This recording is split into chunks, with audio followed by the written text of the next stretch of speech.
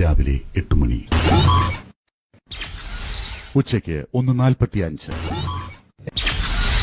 വൈകിട്ട് 4:40. രാത്രി 8:30. എന്താവോ ഇതെന്താവോ